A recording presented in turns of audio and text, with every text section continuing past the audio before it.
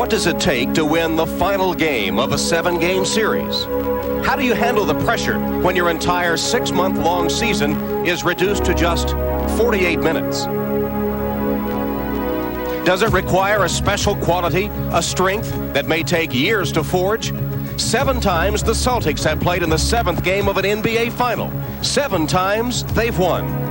Larry Bird, Robert Parrish, and Kevin McHale were part of that '84 title team. Today, they may play together for the last time. Cleveland has been in a 7th game only once. Brad Daugherty was a 10-year-old grade schooler at the time. But maybe youthful hunger is enough. It was in games 1, 4, and 5 of this series. But the Celtics have young talent too. This series has seen the emergence of Reggie Lewis as Boston's future. We may also be witnessing the departure of Larry Bird, injured, in pain, a loss today, and this could be his final game. What does it take to win the final game of a 7-game series? Maybe the same thing it took to win the 6th game. Larry Bird. Friday night, it was the Bird of old. In a must-win situation, he refused to let the Celtics season come to an end. In that moment, we caught a glimpse of what it means to be Larry Bird, what it means to be a champion. Will we see it again today?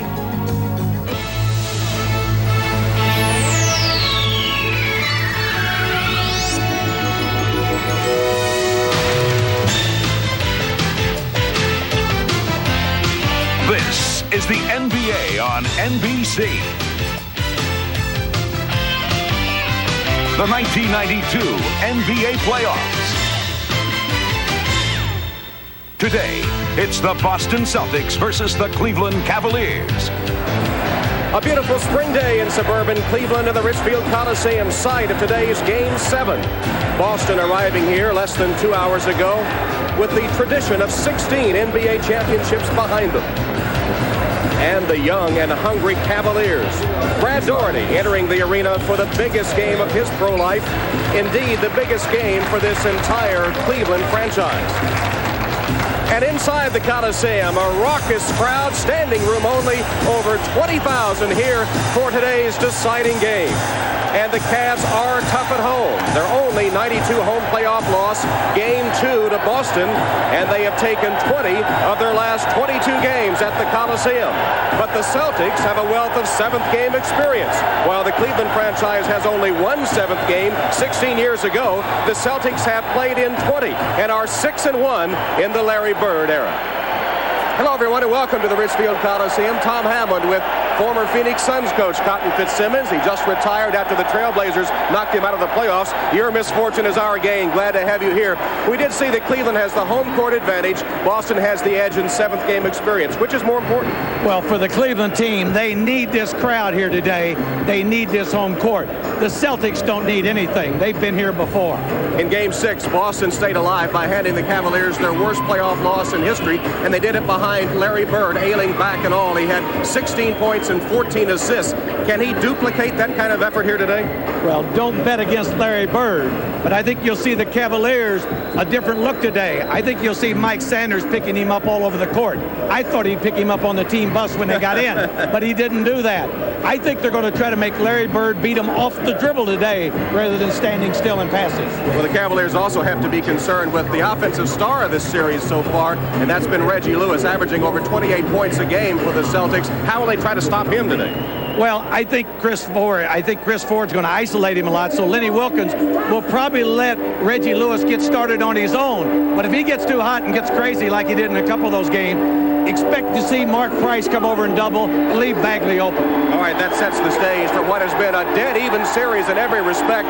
First of 2 great games on NBC today. And for a preview of what's yet to come, let's go to New York and check in with Bob Costas. Robert? Okay, Tom, thanks a lot. Hi, everybody. Following the Celtics and Cavaliers, as Tom said, we'll have Game 7 of the Knicks and the Bulls from Chicago Stadium. And at halftime of that one, we'll bring you exclusive live coverage of the NBA Draft Lottery with Shaquille O'Neal as the major prize. The very first lottery took place in 1985 when the New York Knicks got the first pick and turned it into Patrick Ewing. Ewing is a big part of the story today in Chicago, of course, and for more on his sprained left ankle, we go to Chicago and bring in Marv Albert and the well-traveled Magic Johnson. Marv? All right, Bob, and yes, the major curiosity here is the status of Patrick Ewing, who sprained his left ankle. Game 6 Thursday night in New York. Patrick landing on Bill Cartwright's foot. At this hour, Patrick is still back at the hotel. I talked moments ago with Nick team physician Dr. Norman Scott. He said the swelling is down. He said the ankle is much improved. He said Patrick Ewing was on crutches Friday. He's made a dramatic turn. Norman also said that Patrick in very good mood and good spirits, and that's certainly a good sign.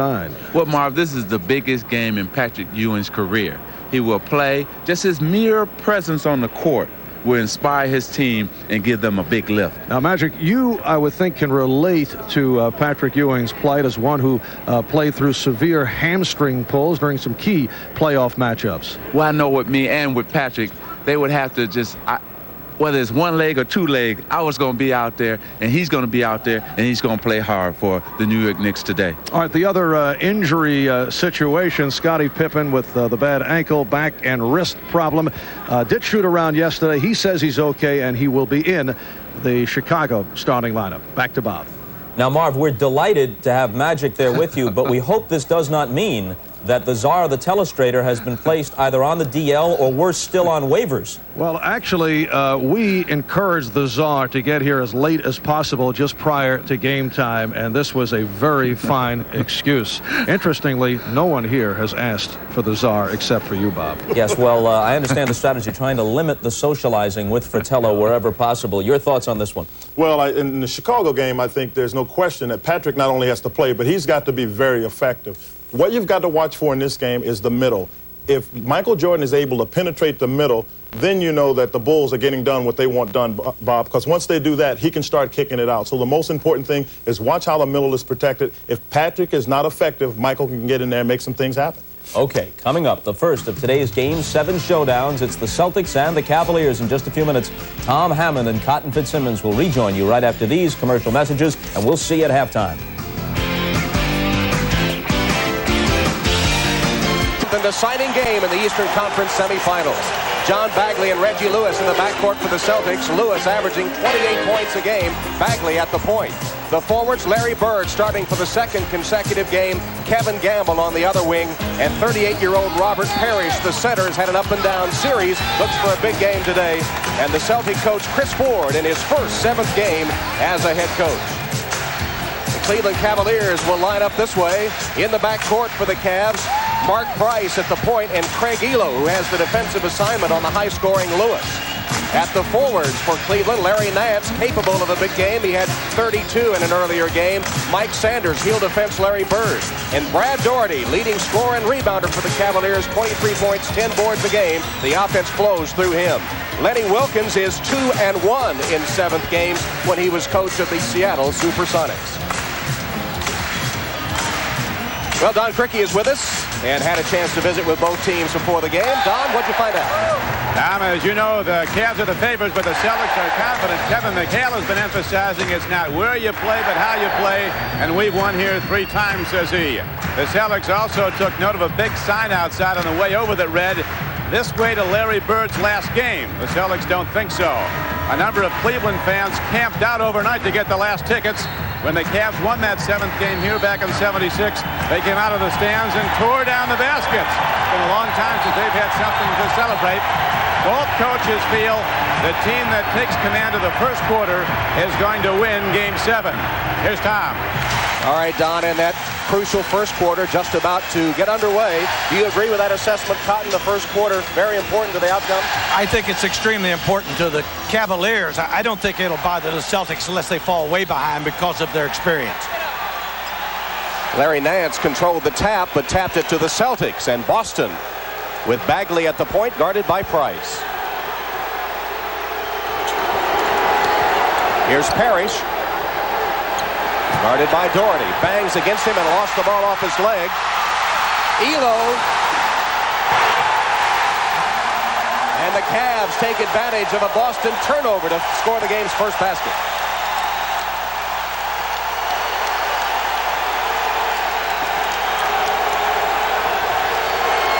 You expect Larry Bird to handle the ball a lot? I expect him to handle it a lot, and they're going to make him score, and that's what he did. Mike Sanders was literally all over him, and Bird still scored to tie the game. Doherty down low. Parrish can't stop it. Once he catches the ball in that position, forget it. I'm sure that Chris Ford didn't want the ball to go that low. Gamble left open. 17-footer won't go, and Doherty collars the rebound. Price penetrates. Shot blocked. Knocked out of bounds by Gamble. 17 seconds. That's the penetration that Boston does not want to allow Mark Price. He doesn't want Price to get in the paint, but especially on a full court basis rather than a half court basis. Price looking inside. Sanders posting on Gamble, and Kevin Gamble called for the game's first foul. Kevin Gamble. That's his first, team first, Cavalier ball. Joe Crawford, Hugh Evans, Jess Kersey, the officials for today's game. Price off a screen from 15. Cleveland has hit its first 3 shots to take that 4-point edge. But all of them have been open shots. And Sanders guarding Bird too closely. That's just what you expected. Yeah, he's going to put the blanket on him, and that's his job. He's supposed to stay right after him. As you watch Mike Sanders hold, Bird tries to get him off. The referee gets him off, calls the first foul. In effect, Sanders is expendable, right? They really don't need his offense, so if he does get in foul trouble, it's not that great a loss offensively. They're just trying to keep Larry from making those easy passes for those open layups. He had 14 assists on Friday night. Picked up by Parrish, who got it back in. Offensive rebounding has been a key to Celtic victories. Earlier in the series, they dominated the offensive board.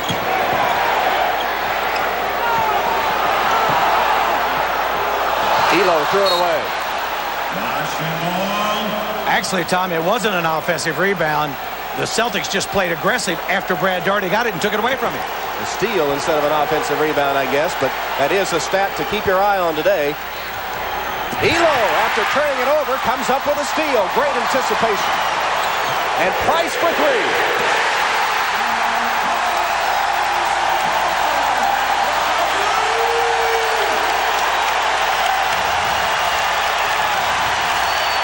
Cleveland is 4 for 4 from the field. Lewis lost it. Saved by Gamble. Bagley. John Bagley's first basket. That's the man you said you would concede the shot. And I think it's important that he hits his first shot because that means he could have a good ball game and they cannot help off of Reggie Lewis too much. Price penetrates over Harris. Tough shot. He beat the defense. Again, Chris Ford said, let's keep Mark Price out of the middle. And here's that fast start that you said the Cavaliers needed. Lewis off balance shot. Strong rebound by Nance. Doherty will step to the line for 2. Again, the Cavaliers need this crowd, and they need an up-tempo game, not a half-court game. You can see Price. He's a great passer. He found Brad Daugherty open. And, of course, there's no way that Lewis could stop him going to the hoop. Reggie Lewis committing his first foul. And here's Doherty shooting 2. And the Cavaliers are the best free throw shooting team in the playoffs. Now look at this. They have 44 more free throws attempted and 44 more points at the line coming into the game. The Celtics led the NBA in free throw shooting during the regular season at 80.8, but as you saw, have fallen off to 77% in the playoffs, while the Cavaliers have elevated their free throw shooting to 84%. We've got a timeout, Boston. It comes with 8:36 left in the opening quarter, and the Cavaliers blazing to a 7-point lead. You see Brad Daugherty here coming over to set the pick for Mark Price, and you're going to see the Boston Celtics. You're going to see the Celtics not close up the middle. Parrish right here, stop it. He jumps out, but there's no way he can handle Price alone. And now you can see Price come down the middle. They didn't get over to stop him, and he lays it in. I think we'll see a lot of this today. Bagley and the Celtics, 3 of 6 shooting in the early going, but Cleveland hasn't missed. The Cavaliers are 5 for 5.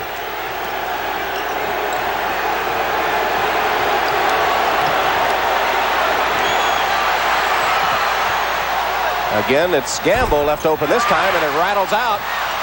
Saved by Lewis as Nance and Sanders fought over it.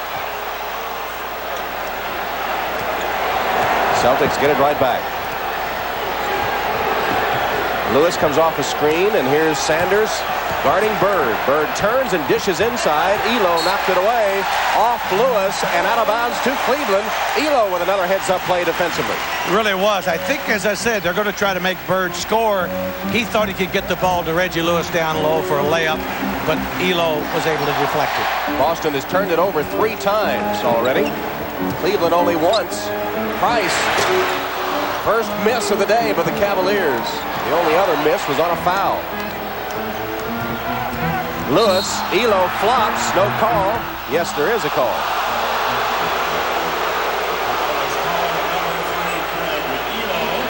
Greg Elo called for the foul.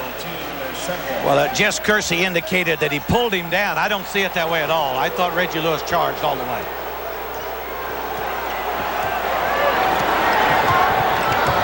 Gamble setting a screen for Bagley. Lewis, short on that one, right to Price. Cavalier break, Elo collides, dished it off to Doherty, who put it through. Lewis and Elo both went to the court, but no whistle. Celtics are going to have to get back because Cleveland's going to push it. Cleveland in the midst of a 6-0 run, and this is the most emotion this normally emotionless Cavalier team has shown. Bagley, top of the key, that's his second basket.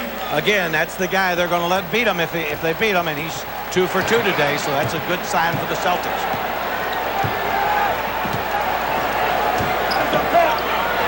Nance pushed off Bird to get some space, and then Lewis over to help, blocks the shot. Elo. Doherty made a good fake of Parrish to draw a foul on the Chief. The NBA's oldest active player, 38 years old, with another year to go on his Boston contract. Robert Parrish. That is his first team third. Fast ball.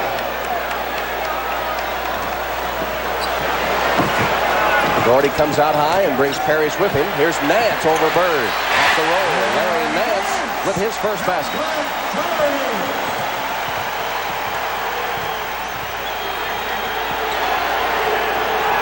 Bagley, another turnover, called for the travel. That's the 4th Celtic miscue. Anytime they bring Brad Doherty up high, they're going to try to post Nance against Bird. They're going right at Larry Bird right now. Doherty with an authoritative slam.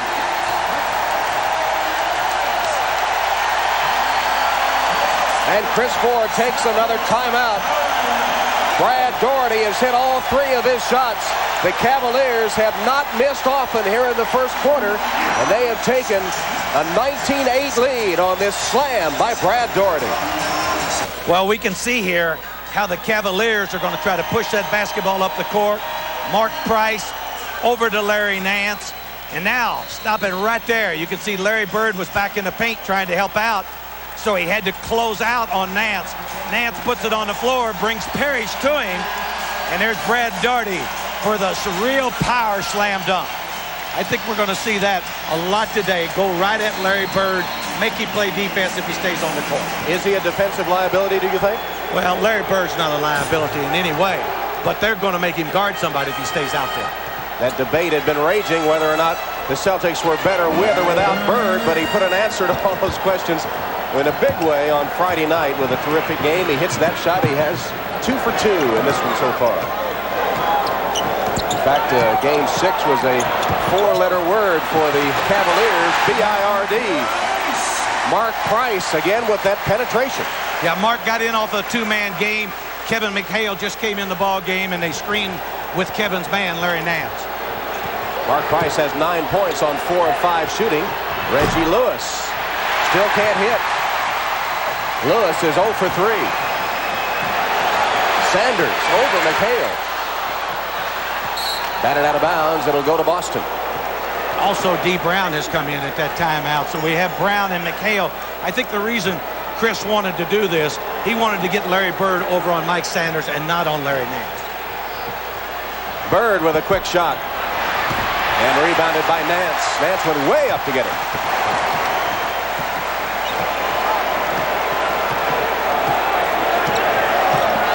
Doherty trying for position on Perry. Still a long ways from the basket. Now trying to back his way in.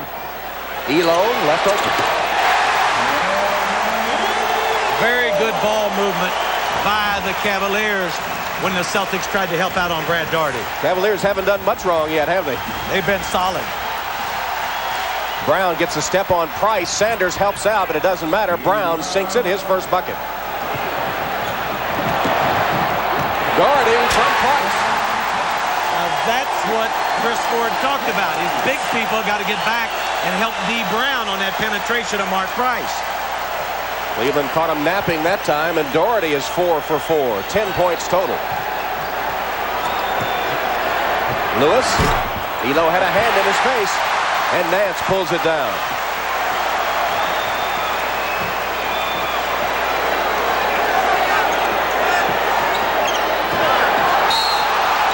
Parrish scrapping with Doherty for position, and Robert Parrish called for his second foul.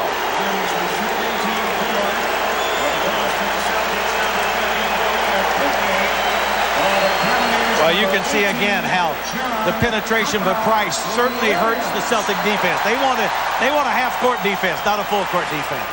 Ed Pinckney has replaced Robert Parrish for the Celtics. Hot Rod Williams won the battle with Lewis for that loose ball, and Doherty with baseline slam once again, his third baseline slam of the game. Well, so far, as I told you, they love this crowd, and they like the way they're playing. First quarter confidence for the Cavaliers. Brown's pass too tall for McHale. And the Celtics, the experienced team, look a little rattled. And there goes Price again. No basket and an offensive foul on Mark Price. The offensive foul is called on Mark Price. But again, you're going to see this is strictly one-on-one. D. Brown does the job on him. He didn't get any help from his friends. Fortunately for the Celtics, D is that quick. Lewis looking for his first points. Bird makes a nice pass to McHale, and Nance rejects it. Out of bounds to Cleveland.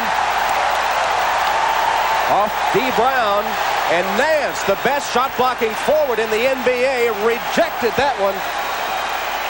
And Cleveland gets it back.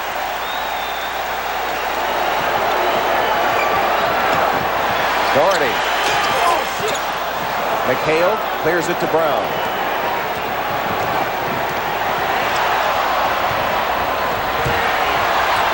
McHale's runner won't go, but he's fouled. Larry Nance. Larry is the best in the NBA. Look at him come over, leave his man. Beautiful block. And he loves to block it with his left hand, not his right hand, even though he's right-handed. And he didn't knock it into the stands either. He was able to keep the ball in play, and it wound up Cavaliers ball. Kevin McHale will have another free throw. Even though the Celtics have played sloppily here to start the quarter, again, I don't think I see any panic in their face at all. They're just concerned about the way they're playing. I thought they looked a little rattled at times with some turnovers and some shaky play, but you're right that experience will surface before the game is over, and certainly no panic on the Boston side. Doherty, pretty hook.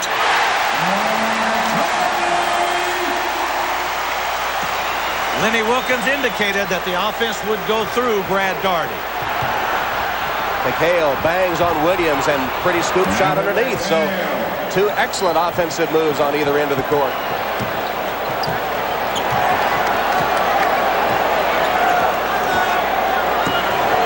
Williams with a screen for Price. Rolls to the basket. He got it.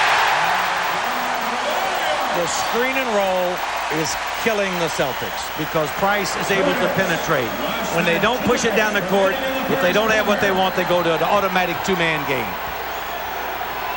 McHale, he's been the focus of the Celtic offense in recent possessions, and he scores that time to keep Boston in the game inside the final 2 minutes of the first quarter. He's made the last 6 points for the Celtics.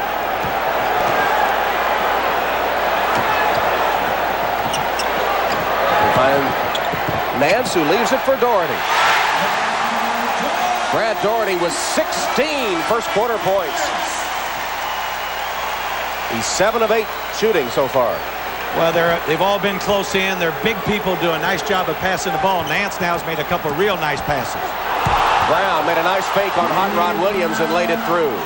Brown with a penetration move cuts the lead to 13. And Mark Price asks for and receives a Cleveland timeout. The Cleveland Cavaliers in the first 7th game for most of the young Cavs. Certainly the first in a Cleveland uniform, equal to the challenge thus far.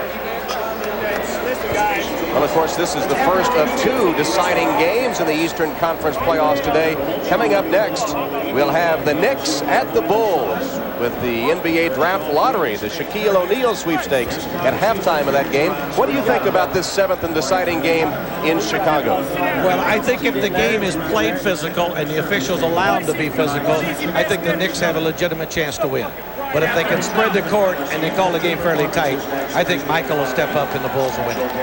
What about Patrick Ewing's ankle? Do you think he'll be able to go full speed on that bum ankle? Not at all, but he'll go. If I know Patrick, if he can walk at all, he'll be out there playing because Patrick knows what it means to win a championship. He did it at Georgetown. He wants one with the Knicks. Well, the Cleveland Cavaliers, with just over a minute left in the first quarter, have been outstanding. They just have not made many mistakes at either end.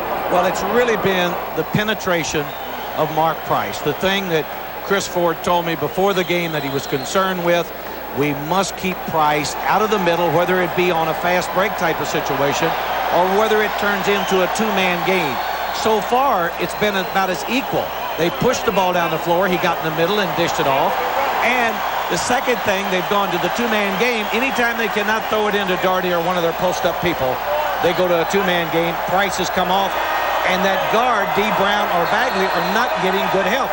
It is not a real tough trap at this point. Well, Cleveland, as you saw on the graphic, the best in the NBA in several categories, but an unsung team nationally anyway. And meanwhile, Reggie Lewis has had trouble coming out of the blocks today. 0 for 4 shooting and only 1 rebound against that gaudy series average. Well, that's true, but Reggie will be there when it's all over. He's young, and he'll stay with it all the way. He's missed a couple open shots, and before it's over, Cleveland will have problems with Reggie Lewis. He's just been a solid player all the way through the playoffs.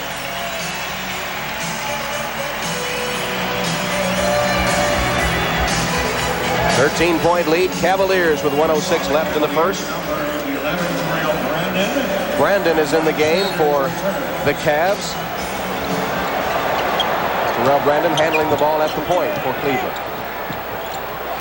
Doherty now guarded by Joe Klein, who's come into the game for Boston. Out of bounds and back to the Cavaliers.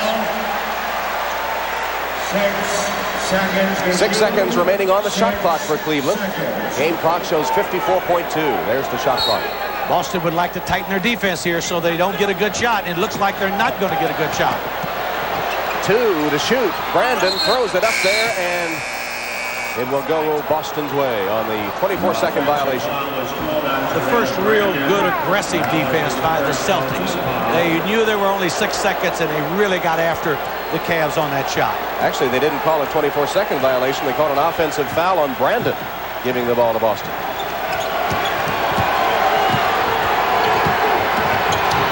There's the Celtic pick and roll, and it results in a foul on D. Brown. No, the foul was on Brandon. Well, I mean, Brown will go to the free throw line. Again, that was a young rookie, maybe inexperienced. D. Brown already beat him off the dribble. Don't foul him. If he hits the shot, he hits the shot. 2 quick fouls on Brandon, 1 offensive and 1 guarding Brown. Tom, I think D. Brown has come in and stepped up the tempo a little bit for the Celtics. I think it's helped him a little bit. Brandon rebounds that miss. Brown, of course, had an acute virus syndrome and missed the last 5 games of the regular season, all of the Indiana series, but returned in full strength and just about over a week ago. In fact, was in the 4th quarter comeback at the point when the Celtics won Game 3. See the time left and the time to shoot. Sanders runs it in. First basket for Sanders, and now the Celtics will take the final shot of the quarter. No, they won't. Brown throws it away with 4.1 left. They just don't seem in sync here in the first quarter. They're not, and I think what Chris is doing, he's trying to different guys to find out who will get in sync. Pinckney's in the game now. D. Brown's in the game now. And Joe Klein at the center spot. A half dozen Boston turnovers in the first as Brandon gets one off at the horn. Well, the first quarter has belonged all to Brad Daugherty and the Cleveland Cavaliers. 16 first quarter points for Big Daugherty, and the Cavs leading the Celtics 35-21 at the end of the first quarter in Game 7. Scoreless on 0 for 4 shooting in the first quarter. And what do Lewis and the Celtics do now to get back in this game? Well, they're going to have to really get after Cleveland. A good time to get back in the game is while Mark Price is sitting down and Larry Nance. So this is a good spot for him. Price and Nance are on the bench. Brandon at the point for the Cavaliers. Sanders and Williams are the forwards. Williams dishes it off, and Brandon is open.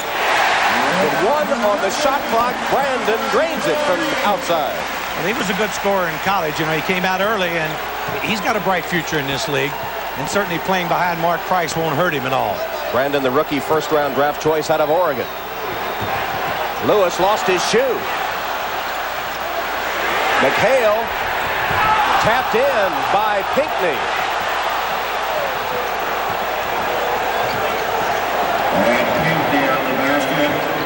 Lewis still has not been able to score, but Pinckney saved him on that putback. A little tap for Pinckney's first basket. Williams against McHale. And a Boston foul. Lewis still unable to hit a field goal. Look at his shoe go flying. Lost his right shoe. And you're going to watch here. I think the ball was on the cylinder. It was on the cylinder, and Eddie Pinckney went up and tapped it in. I'm surprised that wasn't offensive interference. Lewis getting re-shot over on the sideline. Williams hits the free throw. Let's check in with Don Criqui. Don? Celtics coach Chris Ford has been emphasizing all game long at every timeout that we've got to run the floor better. They're winning the game because they're beating us up and down the floor. The Cavaliers have been off like a light brigade. He particularly wants his big guys back to stop Mark Price when he's in the game because he's slashing to the basket. That was something that Ford and the Celtics feared would happen. They need big man help to stop it. Tom. All right, Don. The worst fears of the Celtic coaches have been realized. Elo goes down, and McHale called for the offensive foul. Second foul on Kevin McHale. It's a tough foul, you know, for an offensive player to get, but they two-timed him. Elo went in to double him. That's a tough call either way. Elo was still moving, and McHale was trying to get open for the shot. Sanders left wide open. Top of the board and through. It won't count. No basket. No basket. Basket waved off for Sanders. Lenny Wilkins' Cavs, though, equal to the task of this 7th game. A new experience, all the Cavaliers were telling us yesterday, but showing some emotion and playing at the top of their game. McHale posting Williams. Turns and hits. Kevin McHale right now keeping the Celtics in the game. He has 8 points. Well, he's really their only offensive player in there right now. You know, gamble is if they lay off of him, but they're blanketing him. So they will go to McHale all the time. Daugherty against Klein. And a beautiful shot by Brad Daugherty. It'll count, and he'll go to the line. You know, Tom, this is a guy who's been criticized a lot because he doesn't play with a lot of emotion. He's showing me some emotion, plus he's showing me why he's been on the All-Star team of late. This is a good, solid center in the NBA. 4-time All-Star, Daugherty, including this season. Has he emerged into the elite of NBA centers this season? Without a doubt, he has. He's also an outstanding passer to go along with his scoring ability. It's been all Cleveland so far. McHale and Williams were wrestling down for position, and it will be Hot Rod Williams of the Cavaliers called for the personal foul, but Brad Daugherty and the Cavs continue to rule. From the Richfield Coliseum, Tom Hammond, Cotton Fitzsimmons, Don Criqui. Larry Bird has returned to the game for the Celtics. Cotton, could this be the last time we see Larry Bird in an NBA uniform? Oh, I don't think so. If his back continues to bother him, yes, I think he would play in the Olympics and say that's it. But if the back's all right, he showed me the other night he can play. Here's Bird quickly with a shot no good, and Williams has the rebound. Steve Kerr into the game for Cleveland at the moment in the backcourt. And Brad Daugherty gets his first rest of the game.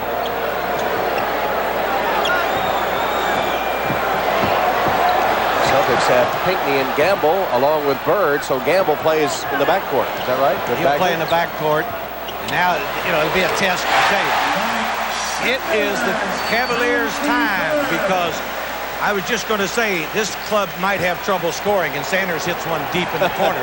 That means any of them can score today. So when you're saying when Sanders is hitting, it's their day. Gamble reversed it, can't get it, tapped it once. Williams on the rebound and the outlet to Brandon. No look to Nance.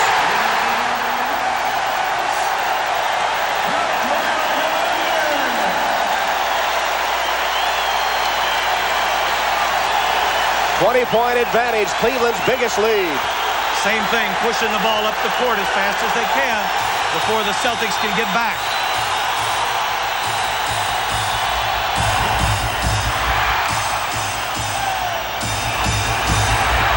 Gamble fighting hard off the offensive board, or Pinckney it is, and Pinckney is fouled. Whether it be Mark Price, this time it's Brandon, and there's Nance running. Larry Nance can really run the court well, and also as far as Larry Bird is concerned, he's defenseless against a guy like Larry Nance when he's coming that tough at the basket. Anyone would be.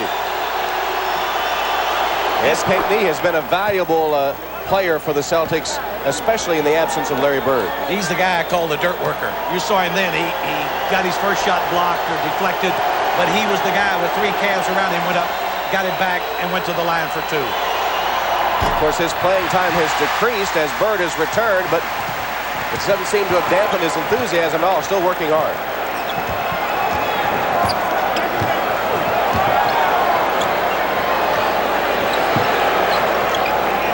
Sanders guarded by Bird. Now switch as McHale picks him up. Sanders dishes to Nance, to Williams, and they lost it. And the shot clock expires. So Cleveland overpassing a little bit that time, and it results in a turnover. You don't want to do it very often, Tom, but I do think that their inside passing is sensational. I just think Williams fumbled the ball. If he'd have caught the ball, I think he'd had a dunk. Bagley falls away. And John Bagley has 6 points. He's only missed one shot. He's 3 of 4.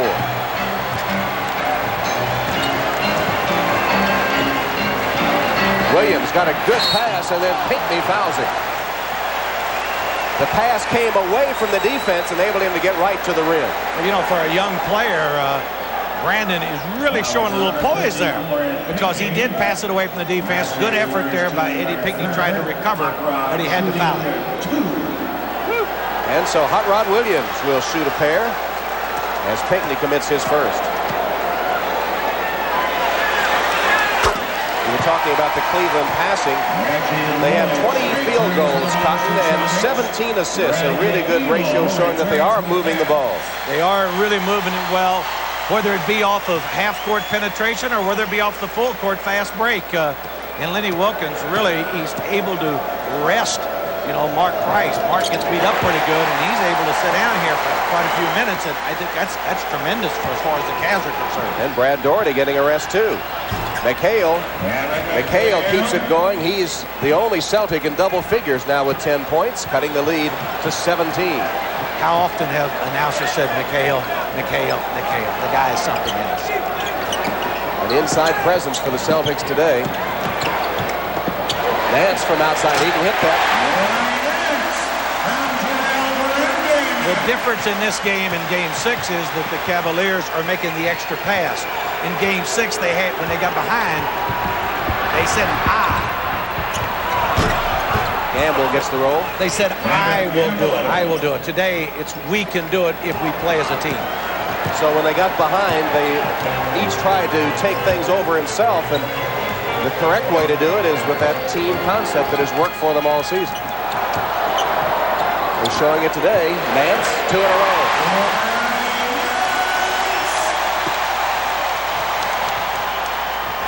Gamble shot blocked by Williams. Bagley.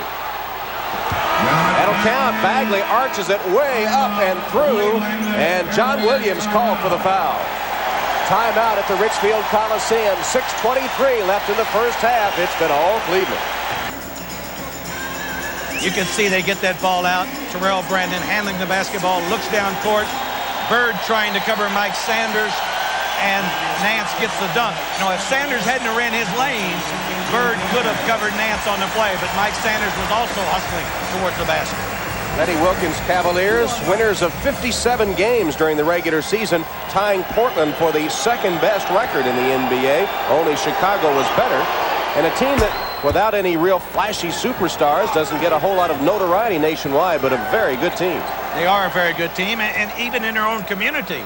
The media here is pretty tough on them. Because Cleveland's had a hard time winning championships in all of their sports, so they're pretty tough on them. Cavaliers have never won an NBA championship. There's a held ball, jump ball at the Cleveland free throw line. Cavaliers smoking the Nets in the game so far, hitting 76% of their field goals. That's fantastic. And, you know, I think all that Boston wants to do is withstand these last 6 minutes so they can get a little closer and come back in that second half, because Boston will come back. Back in the second quarter, the Cavs are hitting 86%. You can see how close Mike Sanders is. That's the first pass that Bird was able to get inside. McHale with a rare miss.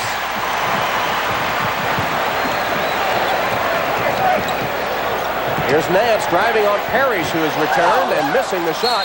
Doherty fouled as he took the offensive rebound.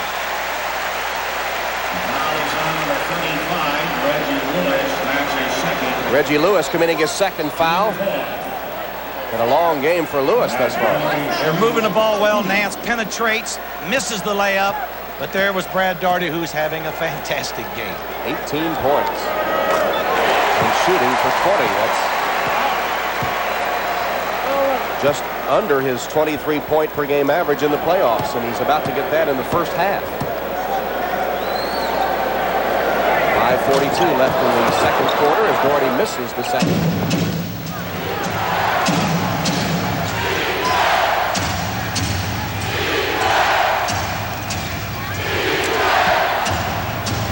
Lewis finally gets one down. That's his first basket of the game. He's 1 for 5 shooting. With 5:24 to go in the second quarter, that's a long time for Reggie not to score. Nance. Doherty pushed off to get that rebound, and Parrish comes up lane. You know, Parrish has had a lot of problems with his ankles, so I'm sure it hurts him. But if you watch this guy over the years, if he can walk, he'll play. Brad Daugherty committing the foul, his first.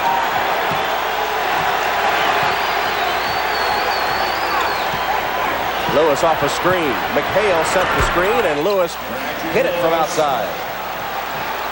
I think that time Elo wanted to switch with Mike Sanders, and Mike was so engrossed in guarding Larry Bird that he failed to switch out. If Lewis heats up, the Celtics could be back in it in a hurry. He's made his last 2.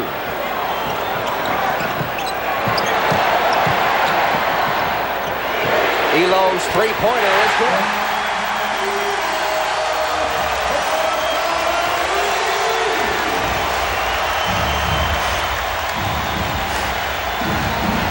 McHale, triple team, and he still scores. That was nothing new for him. He's been triple team all his career. A dozen points for McHale. Price, that's a three-pointer. Nance muscles it away, and Elo launches a three. Bird takes it the other way to Lewis.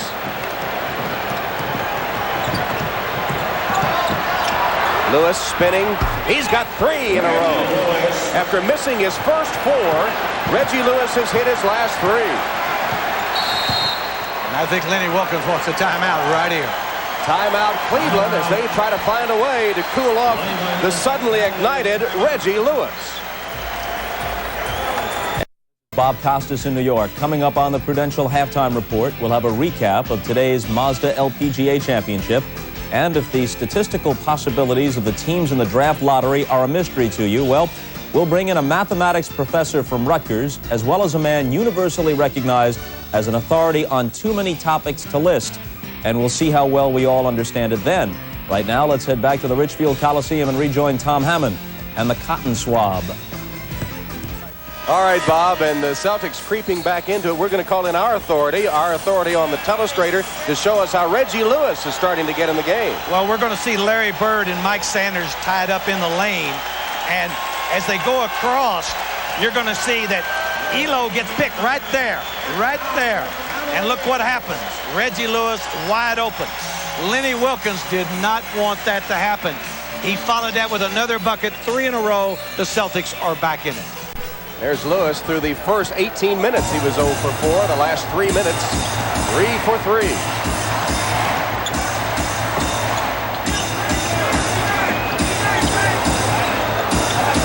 Doherty. Doubled by McHale. And threw it away.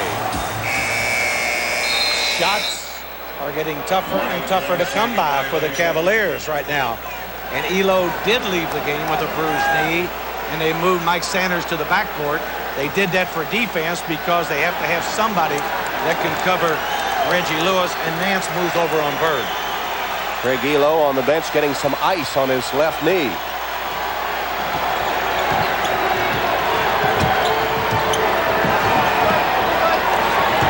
There's Lewis, got a step on Sanders. Price came to help, and a Cleveland foul. One thing about Chris Ford that I've found in the couple of years I've coached against him, when he's got something going good, he'll stay with it.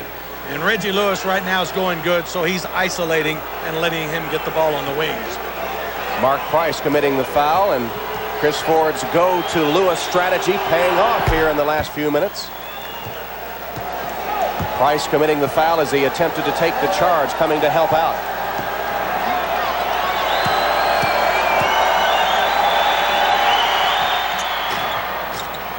And Boston is within 10. That's the closest they've been since they played the national anthem. So Boston's got to feel good about it. I said that earlier.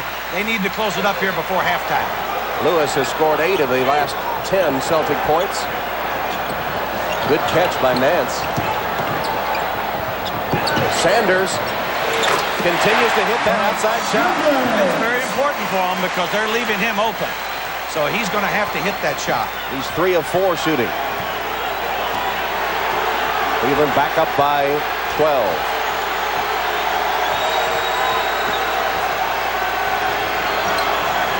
Price with a steal. Doherty trailing the play, couldn't catch it. Bagley takes it for the Celtics. 3-on-2 Boston break. Parrish travels. Boy, they looked old on that play. Well, but a very smart play by Mark Price. He knew the ball was going to Parrish, and he just positioned himself where Parrish would run over him. And I really think he faked John Bagley out on the play. Price did.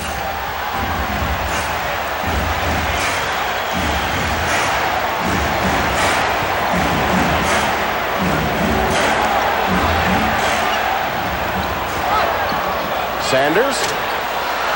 Good rebound by McHale. Here's the quick outlet to Bagley, and the Celtics again on the run.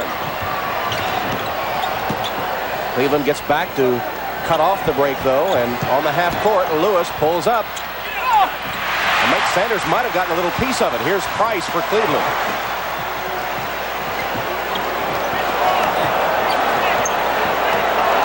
A minute 40 left in the first half.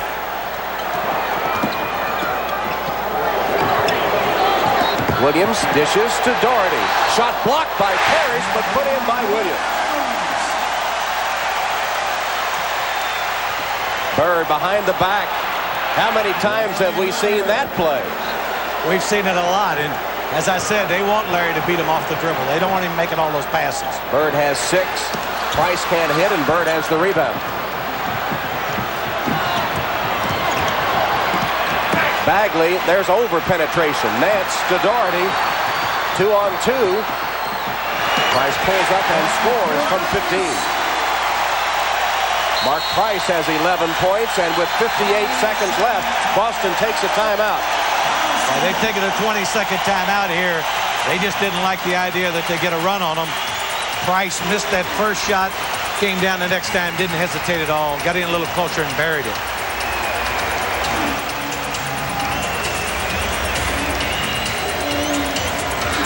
Well, bad back and all, Larry Bird still can pull tricks out of the hat, wrap around and through the basket.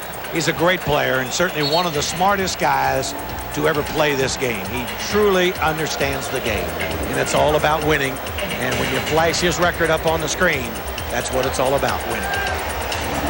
Well, as an NBA old-timer, and I mean that in its kindest sense, Cotton, you saw the NBA transformed when Bird and Magic entered the league and took it to another level.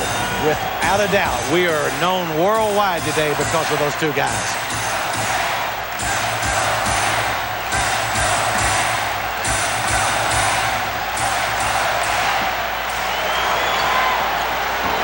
McHale over Williams. Doherty had Parrish blocked off the boards.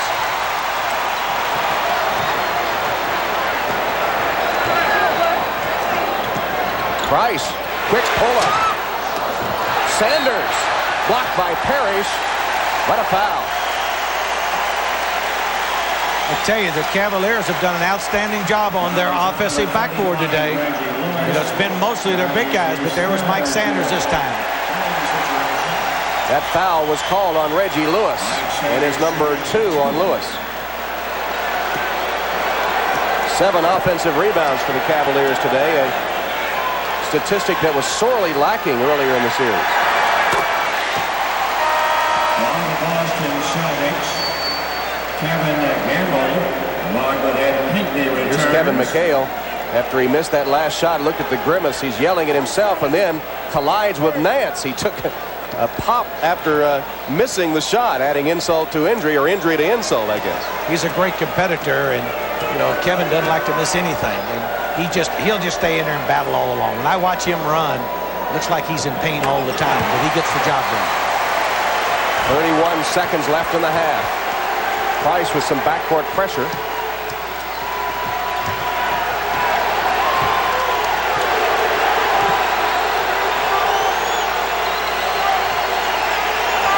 Down to 15. Shot clock to 5. Bird off the double team. McHale blocked by Doherty.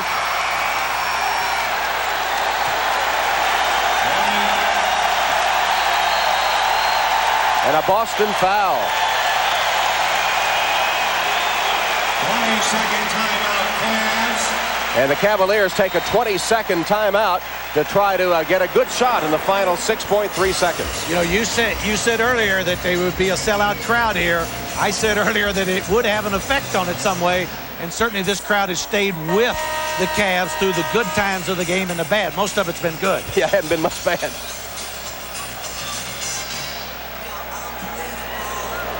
Kevin McHale doesn't often get a shot blocked, but the 7-footer Doherty is there to deflect it right into the hands of his teammate Sanders.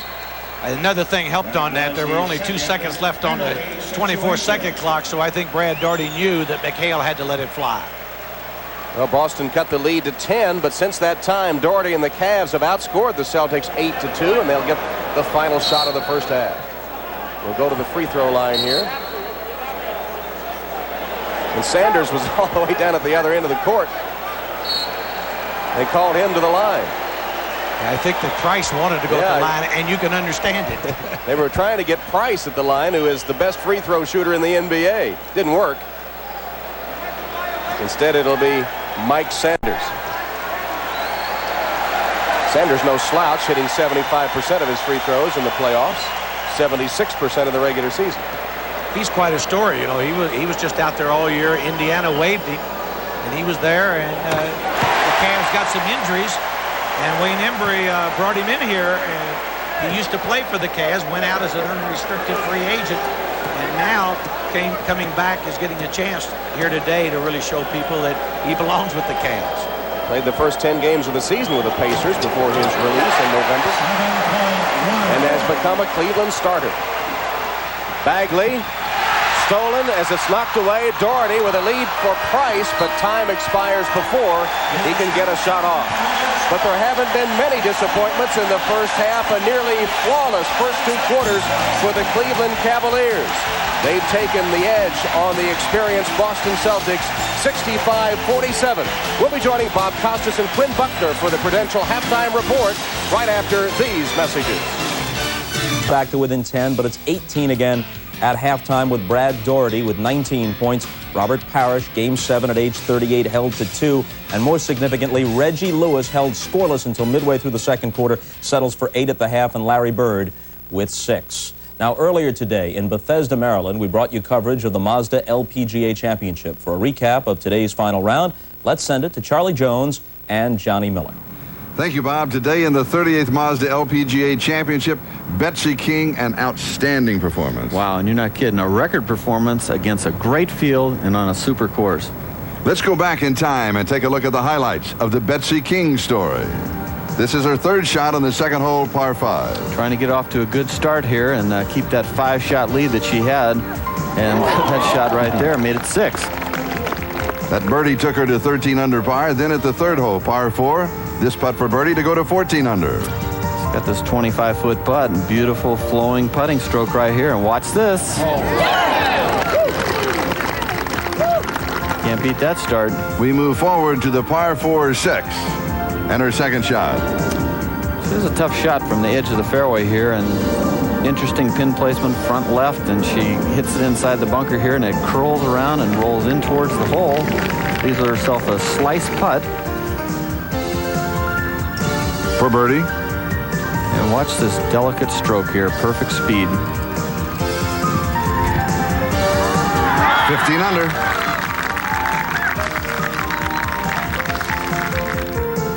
And then at the 12th. After a super approach shot right underneath the hole, she's got a straight in putt right here. Shouldn't be any problem. 16 under, and then the celebration started at the 18th, a mid-size 5, sharing this moment with the gallery. At the LPGA's version of Hale Irwin.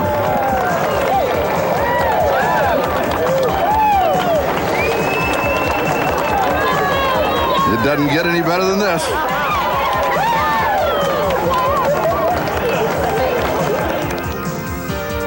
The winning putt at 18. The same putt as last year's winner, Meg Mallon. Same angle, dead straight. And for the record, what a performance. 17 under par. Betsy King, her 5th major. And congratulations from Jan Thompson, Vice President Marketing, Mazda Motor of America. This tournament is 38 years old and boasts some of the finest women golfers in the world as champions. We think it's only fitting that a tremendous champion like Betsy King joined this elite group. And on behalf of Mazda Motor of America, I'd like to present you with this check for $150,000 and the keys to a brand new Mazda 929. Congratulations, Betsy. Thanks, Jan. Thank you very much. Thanks, Jan. And here are the records that Betsy King set today. Our thanks to Mazda Motor of America for moving up the tournament by 1 hour to allow the NBA doubleheader on NBC. And again, our congratulations to the champion, Betsy King. Charlie, thanks very much. Halftime in the first of the Game 7 showdowns today. The Cavaliers 65 and the Celtics 47. Up next, after this break, we'll take a look at the draft lottery after this message from Prudential and a word from the NBA.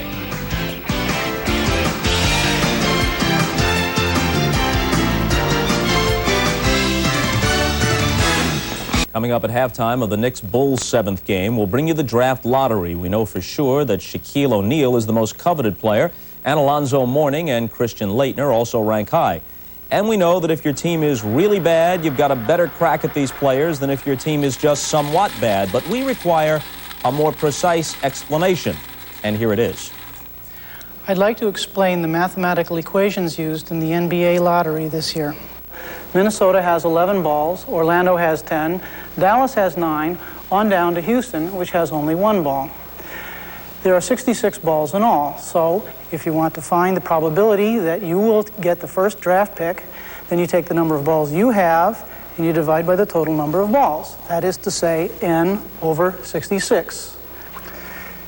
This is the formula that tells the probability that your team with n balls will get the second pick in the lottery. This formula simplifies into the following expression, where you notice that 66 has been replaced by 58.2. Now, if you think this is complicated, let me bring in Professor Corey to make it a little simpler. We've got to at least subjugate ourselves to probabilities where the first, second, or third is not necessarily important in that order. We find that those who have less only get a bigger chance, and those that have no chance get more. Therefore, when Shaquille, who not only knows O'Neal, he brings about his own prerogatives. The definition of the must plus the minus gives you the data which is necessary for any dichotomy. That's why I say you gotta make sure that even if you do have the desire to understand and to prolificate, go where I went, to the Schlockhaus Free Experimental Workhouse Theater, where we find that if you go in the direction that you're opposite and come from this direction, you find it's 285. Otherwise, if you're in this direction, it's 582. Does that make sense? No! You got to make... What was the question? You don't know how close he came to occupying that seat. You know, if you had taken one of those front office jobs, he might have been here. Then he can explain the probability. Why am I here anyway? You actually spoke with Shaquille O'Neal this past week. What impression did you come away with? Well, I came away with the impression that he's a very nice young man, but in the sense that he understands how hard he has to work. And the question I asked him, and when you think about young people, who was your role model? Said it took him 20 years, but his role model used to be, Julius Erving. He comes to realize his role model is his father. And I think that's tremendous for him to get back to the realities. But again, this is somebody that wants to have fun, but this young man is going to be a tremendous player. Understands his weakness. He needs to shoot the ball from the perimeter, 15 feet. He has already known that and then said that he needs to improve upon that, and I'm sure he will. Okay, coverage of the draft lottery at halftime of the Bulls-Knicks game, and we'll return with second half action of this one. The Cavaliers leading the Celtics by 18 right after these messages on your local station. See you later. This has been the Prudential Halftime Report, brought to you by the companies of the Prudential. In a changing world, one thing remains rock solid: the Prudential. Welcome back to the Coliseum, where the Cavaliers hold an 18-point lead on the Celtics as we get ready for the start of the third quarter. In Cotton Fitzsimmons, it looks like the Cleveland game plan working to perfection so far. They're getting some great shots, and their interior defense has been superb. I think their interior defense is the difference, and we're going to see that where they really clog it up. Look at all three of their big men in there, and a guy who's not in the picture, Larry Nance, will enter the picture and block the shot. Look at that. That is what will trigger a lot of fast break points for you. And it has resulted in a lot of fast break points. As we look at our Miller Genuine Draft halftime stats, you see that the Cavs are hitting 63% of their shots, many of those off the break. They're getting wide open shots often, and Brad Daugherty has hit 8 of his 10 shots, 19 first half points. In fast break, yes, when Mark Price has the break going, the Cavs do succeed. 19-6, they have outscored the Celtics, and many of those are a result of that good defense that you mentioned to trigger the fast break. And a reminder that later in the game, we will be presenting the Miller Genuine Draft Memory. So the Cavaliers, hitting nearly everything they put up, out-rebounding the Celtics and getting the break going, have a commanding lead as the second half gets ready to start. Boston Celtics facing an 18-point deficit. Can they come back? Don Criqui has a report on what Coach Chris Ford said to them at halftime. Don? Chris Ford just challenged the pride of his team. He said, you guys aren't playing like Celtics. You're still wearing that great name across your chest. He said in Game 6, we beat these guys with defensive stops. We're not digging in at all in this game. And he really tried to elevate their pride in being Boston Celtics and playing that high-level ball, and particularly digging in on defense and getting the stops they've not been getting. He said, Price is dribbling at will. We've got to play defense. Here's Tom. All right, Cotton, an appeal to the fabled Celtic pride for the second half. Well, I think he knows that if this ball club cannot come back here early in the third quarter, it's going to be tough for the Celtics to come back. And again, the Cavaliers, I'm sure Lenny is saying the same thing. Look, guys, let's take care of it. Lenny wants to keep the pressure off of his team because they haven't been there before. McHale, the only Celtic in double figures. Cavs had 3, led by Brad Daugherty's 19.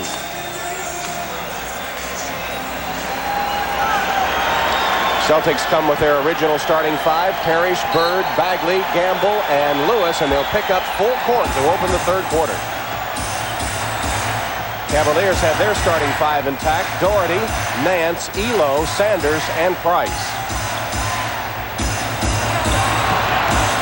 Daugherty fumbled the pass, then recovered, and Elo. Craig Elo, who missed 19 games with a left knee injury, sat out much of the second quarter putting ice on that left knee. He comes back wearing a brace on the left knee, but hits the first shot of the half.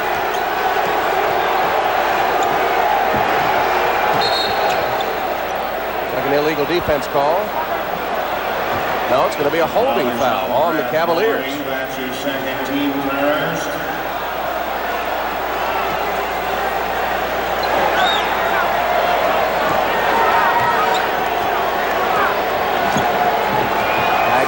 Trying to back in on Price. Looks to Bird. Bird double team. Price almost had it. Off balance shot by Bagley, and not a good one.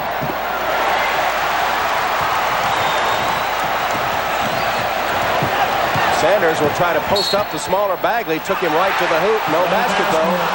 He's called for the hook. An offensive foul on Mike Sanders of the Cavaliers. Hooked him with his arm as he tried to take the smaller Bagley inside. Well, players have a tendency to do that. Mike didn't need to do it because he had him outsized all the way. Parrish from Bird, can't hit it. Elo saves it. Price for 3. Got it right back. Nance is open. And Sanders off the offensive board. Lost it to Parrish.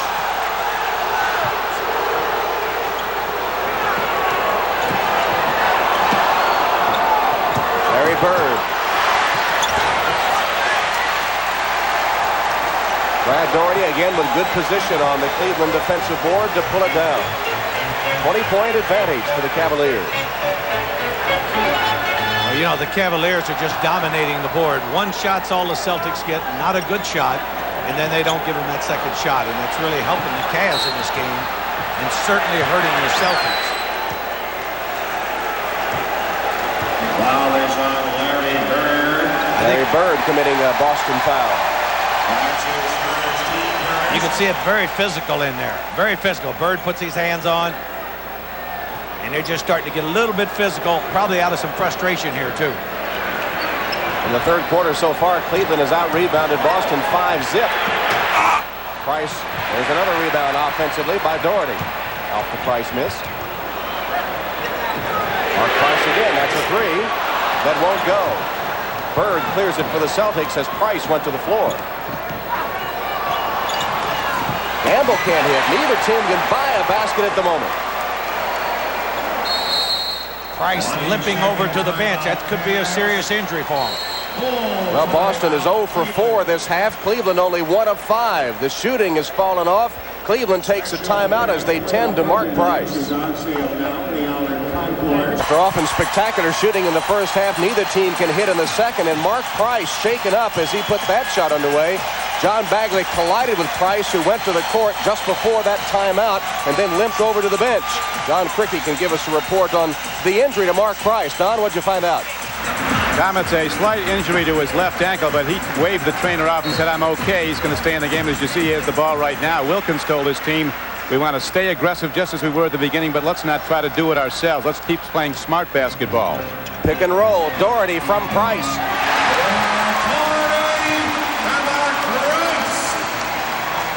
Lenny Wilkins' players obviously listened to him because that's what they did. They did it together. Screen and roll. The Celtics have not handled it all day. Boston has missed a golden opportunity to get back in the game. They still haven't scored in the third quarter after Cleveland had gone cold. Price off the break.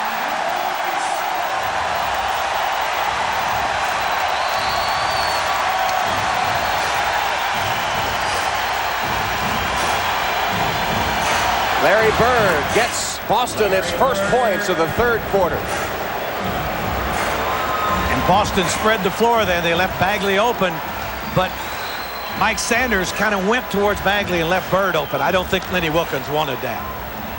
Doherty with a quick move on Parrish. He's hammered underneath.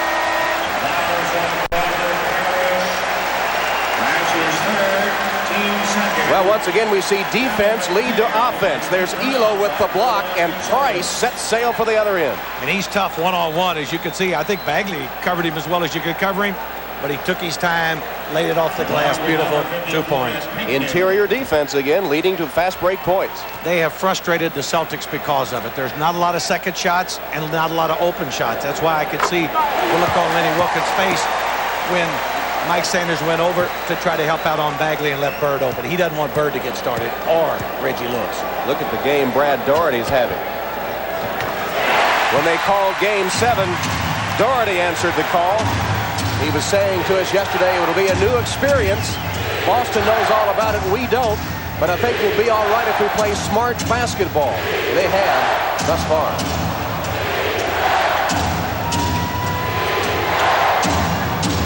Brown. D. Brown hits the outside shot. He has 7 off the Boston bench.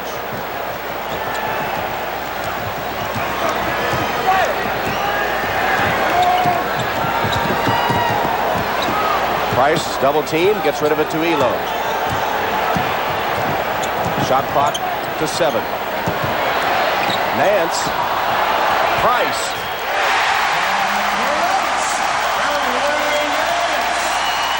Mark Price with 15 points. Larry Bird has gone to the Boston bench. And Reggie Lewis is fouled. There's Bird. How do you assess his game today? As far as Bird's game today, right. they haven't allowed Larry Bird to make those easy passes. And I think what Lenny Wilkins said before the game, let's make him beat us off the dribble scoring rather than passing the basketball. So far, it's been good strategy. They switch every time Lewis and Bird cross. That's Mike Sanders and Craig Elo. Both of them have done a nice job. This is Reggie Lewis at the free throw line. We chronicled his slow start in the game and then suddenly got hot to pull the Celtics within 10 in the second quarter. Shooting for double figures. He will have to be the guy if they come back. He will have to be the guy who lights it up. Yeah, defensively, I think you're going to find the Celtics really trying to get after it. Mike Sanders has killed the Celtics. They've conceded him the open shot on several occasions, and he's made them pay all afternoon. Well, right now, he has a mismatch. Lewis. Reggie Lewis. Lewis has 12, and it's 77-55. Lewis has certainly stepped up his game for this one. Price deflected by Lewis. What body control. He tightrope down the sideline and jams it home. Reggie Lewis. I don't know how he got to that ball without his momentum carrying him out of bounds right in front of us. And before you knew it, he was right to the rim. And the crowd wants to get back in it now. They're a little disappointed in that turnover, but Reggie made a nice play. He just stayed with it. Elo gave up on it. Reggie stayed with it. Now we have an offensive foul. The Celtics have to feel a little better about themselves. They were down 25. Now it looks like they got a chance to get back under. Here's that steal by Lewis. See when he tightrope down that sideline and then just outraced Elo to the Boston basket. Mark Price has just been called for the offensive foul. That's his third. Brown lost it. Tapped out to Lewis.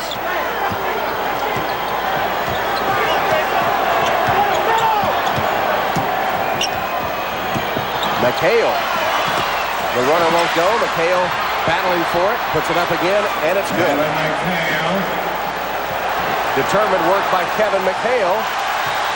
And Boston trying to scratch and claw its way back into the game.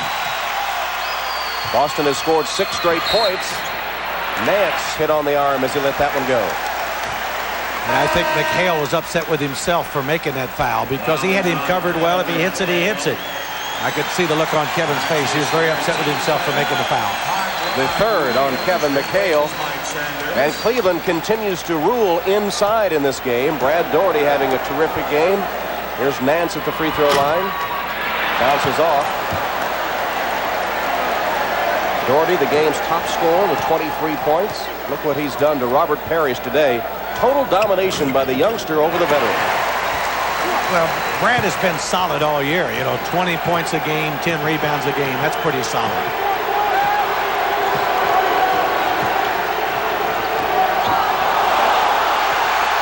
Lewis got a screen from Parrish over Elo for 2. He is on fire. Lewis now with 16.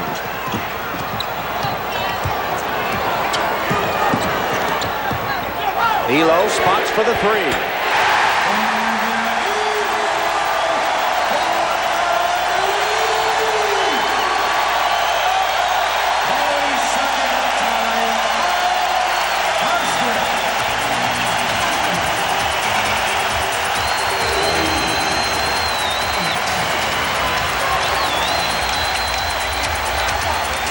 Those are the shots that Chris Ford don't want. Those uncontested shots. That happened to be a 3. He said it before the game.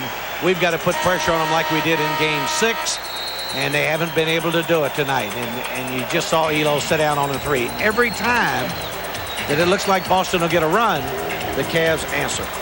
Greg Elo was one of the best three-point shooters in the NBA, 6th during the regular season at about 41%. And he had plenty of time, spotted up just behind the line, and sent it through the hoop to make it 81-61, back to a 20-point lead.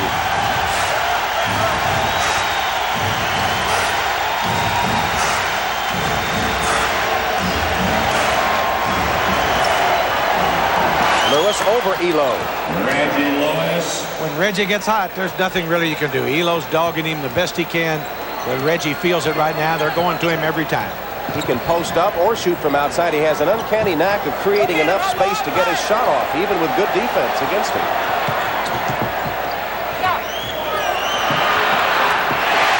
Hot Rod Williams gets into the act.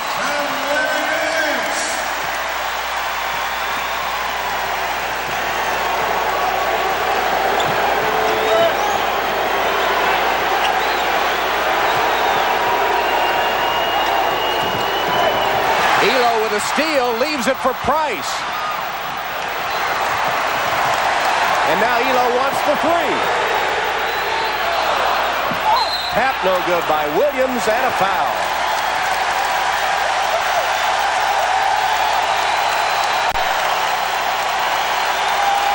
Elo knows he has a problem covering him, but you got to give Elo credit. He hustles all the time. Made a nice steal here. McHale hands it off. He never gave up. He bumped in. Reached around, knocked it loose, was falling down. Smart play. Heads up play to leave it and let Price chase it down. And then Elo trailing the play, spotted up for the 3. I think the roof would have come off if he'd have gotten it down. And again, he missed the 3, but you saw Cleveland again on that offensive board.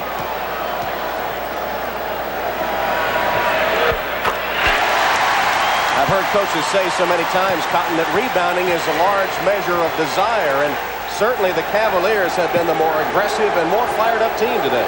They certainly have, and, coaches will normally tell you also the game will be decided in the paint. Williams picks it off and leaves for Elo. 2-on-1. Hot Rod, yes!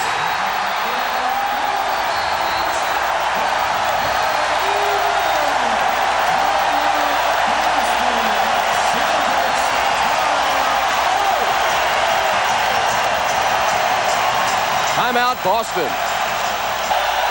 Again, you can see the defense of the Cavaliers. They're all over the place. A great steal by John Williams. Back to the guy who can handle it, Elo, and Williams finishes it off. A lot of big guys in this league cannot finish the playoff. All 3 of the Cavs can. Look at Chris Ford. He's saying, let's call another timeout. Let's stop it right here. Nance, Doherty, and Williams among the best finishers in the NBA. Bird nails the wide open shot. Bird has 10 points. Cleveland started the 3rd quarter hitting only 1 of their first 5 shots, but since then they've connected on 7 of 8. Doherty now checked by McHale. Nance. The 11-year veteran from Clemson with 11 points.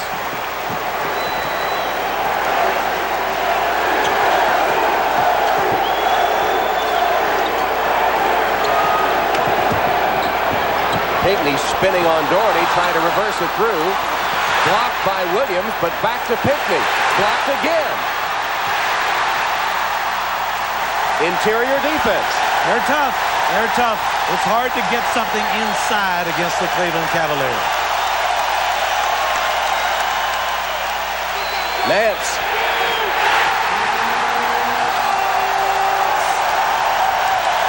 The rout is on.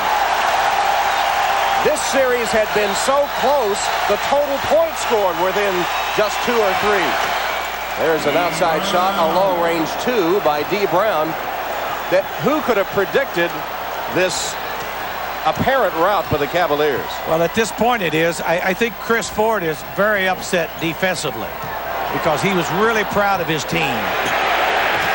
Nance got the roll. It's been that kind of day for the Cavaliers. And I think Chris, you could see it on his face. He expected his team to be better defensively. There's too many open shots for the Cavs, and I don't know if Lenny Wilkens' team could be any better defensively. Bird banks it through. He has 12 points now. And at least momentarily calms the crowd down just a bit. We said this was the biggest game in the history of the Cleveland franchise. It's turning out to be a memorable one at that. Brown, Price collides with him, and Mark Price called for the foul. Foul is on Mark Price. That is his 4th. Well, Cleveland's defense is just outstanding. Even though a Celtic might get open momentarily around the basket, he always has to look around. And you watch him here. A block. They couldn't get it up. Tip it back out. They have been so tough around it. They have really intimidated the Boston Celtics around the Celtic basket. Price goes to the bench after picking up his 4th personal, replaced by Terrell Brandon. Don't forget, coming up at the conclusion of this game will be the 7th and deciding game between the Bulls and the Knicks from Chicago. There's another block. 10 seconds to shoot. 10 seconds. And Tom, that works on your mind. I'm going to tell you, if you just continue to get them blocked as you take it to the basket. Celtics shooting 56% in this quarter, over 50 for the game, and being run out of the gym. Pinckney gets one down. Coming to the final minute of the 3rd quarter.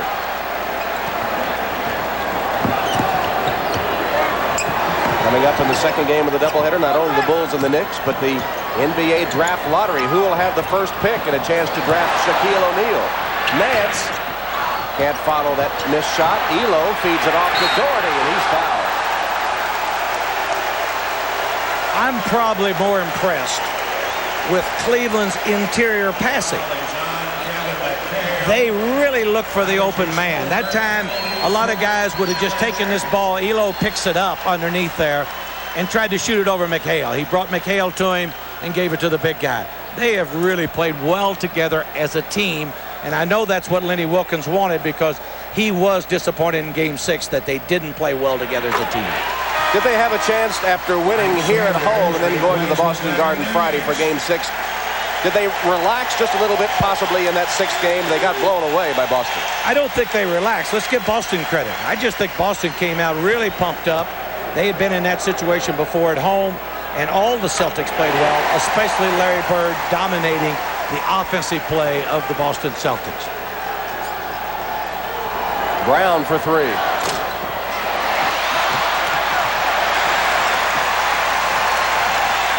Cavaliers in no hurry as you see the time remaining in the 3rd.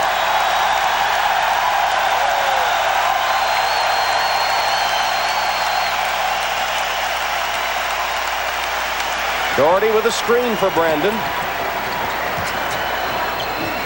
3 to shoot. Williams gets it off. And McHale rebounds. Lewis for 3.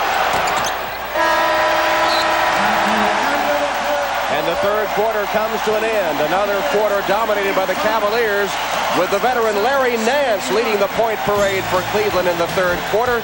And the Cavs extend their lead over the Celtics to 95-71.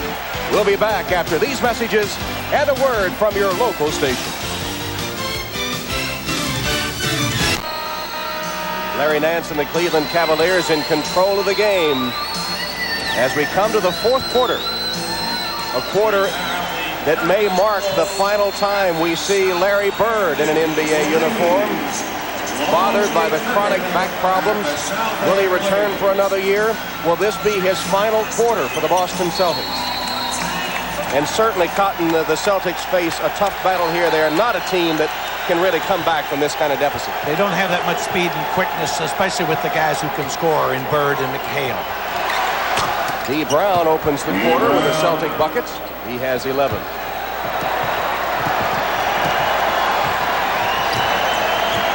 It'll be interesting to see what Cleveland does because they have Mark Price sitting down again and giving him some rest. Sanders. Pinckney wades in to claim it for the green-clad Celtics. And Bird threw it away right into the hands of Williams. Sanders. Only averaging 7 points a game in the playoffs. He has doubled that today. Well, Mike's not afraid to take the shot. You know, he missed the one before at the top of the key, but came right back and hit that shot at the baseline. Williams to Brandon to Sanders. And again, unselfish play by the Cavaliers. Brandon could have taken it on in, but he gave it up. Right. D. Brown got himself up in the air. That's something a point guard doesn't like to do, and it cost him. Turn the ball over. Fast break points telling the story of this game heavily in favor of the Cavaliers, 29-8. Perhaps youth against age in this one. And we said as we started the telecast today that which would be more important, the home court advantage or the seventh game experience of the Celtics. It's been a mismatch. The home court and the inspired play of the Cavaliers showing more emotion than they have throughout the playoffs has been the telling factor. It really has been, and as I said, they had to feel comfortable here.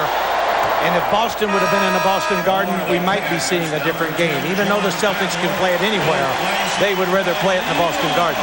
John Battle makes his first appearance in the Cavalier lineup, giving Craig Elo a break. Doherty, in addition to being the game's leading scorer, has pulled down 9 rebounds. 25 points, 9 boards for Brad Doherty. Brandon. And McHale boards for the Celtics.